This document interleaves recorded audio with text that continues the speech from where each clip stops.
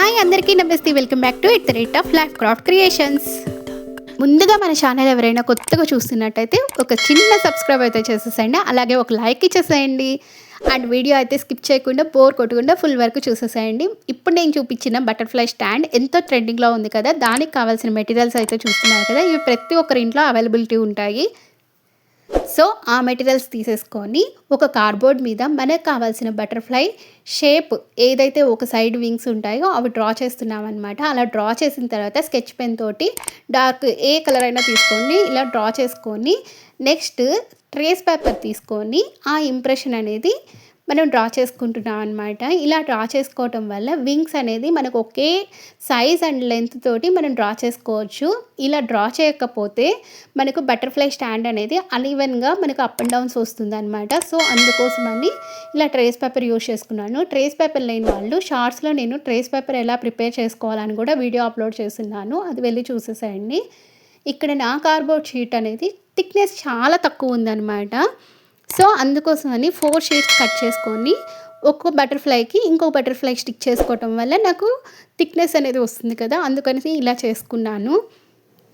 So ఇక్కడ నేను చెప్పాను కదా, సో 2 బటర్ఫ్లైస్ని ఈ విధంగా స్టిక్ చేసేసుకుంటున్నాను అనమాట. ఇక్కడ నేను స్లిట్స్ పెట్టింది గమనించారు కదా, ఆ స్లిట్స్ అనేది ఇక్కడ నేను రాంగ్ పెట్టేశాను. ఒకదానికి చిన్న స్లిట్ ఇచ్చేసి నెక్స్ట్ బటర్ఫ్లై ఎంతవరకు సిట్టింగ్ పొజిషన్ కావాలో అంత స్లిట్ అనేది మనం పెట్టుకోవాలి. అదొకటి నేను ఇక్కడ మిస్టేక్ చేశాను అనమాట. ఆ మిస్టేక్ను కూడా మనం కవర్ చేసుకోవచ్చు, అదేం ప్రాబ్లం కాదు. నెక్స్ట్ ఇక్కడ వచ్చేసి మనకు కావాల్సిన కలర్స్తో బటర్ఫ్లైని బ్యూటిఫుల్గా ఇలా లుక్ అయితే ఇచ్చేసామన్నమాట. సో స్లిట్ అనేది ఈ విధంగా మిస్టేక్ చేయటం వల్ల ఒక్క బటర్ఫ్లైని మటుకు 2 వింగ్స్ అనేది ఆఫ్ చేసుకొని మనకు కావాల్సిన స్టాండ్ మోడల్లో ఇలా బటర్ఫ్లై వింగ్స్ అనేది స్టిక్ చేసుకున్నాను. ఇక్కడ కావాలంటే డబల్ సైడెడ్ టేప్ అయినా యూజ్ చేసేసుకోండి.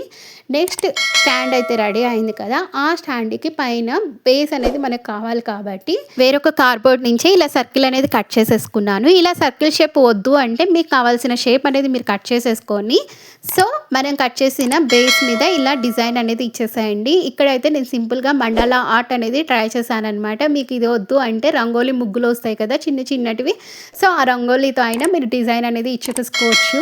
నెక్స్ట్ ఇక్కడ ఏం చేస్తున్నామంటే సో మనం బేస్ ప్రిపేర్ చేసిన దాన్ని ఇలా డబల్ సైడెడ్ టేప్ అయినా గ్లూ వేస్ అయినా స్టిక్ చేసేసామంటే స్టాండ్ అనేది పూర్తిగా రెడీ అయిపోయింది. సో ఇక్కడ బేస్కి వచ్చేసి నేను ఎడ్జెస్ కనిపించకుండా ఇలా ఫోమ్ షీట్ వస్తుంది కదా, గ్లిట్టర్ ఫోమ్ షీట్, దాంతో ఇలా డిజైన్ అనేది ఇచ్చేసాను అనమాట డెకరేషన్ పర్పస్ కోసము. అండ్ మనకు కావాలంటే వింగ్స్ ఉన్నాయి కదా, వింగ్స్ మధ్యలో మనం కావాలంటే థ్రెడ్ తోటి బీడ్స్ అలా హ్యాంగ్ చేసినా కూడా మంచి లుక్ అనేది ఉంటుంది. ఫైనల్గా అయితే స్టాండ్ అయితే చూస్తున్నారు కదా.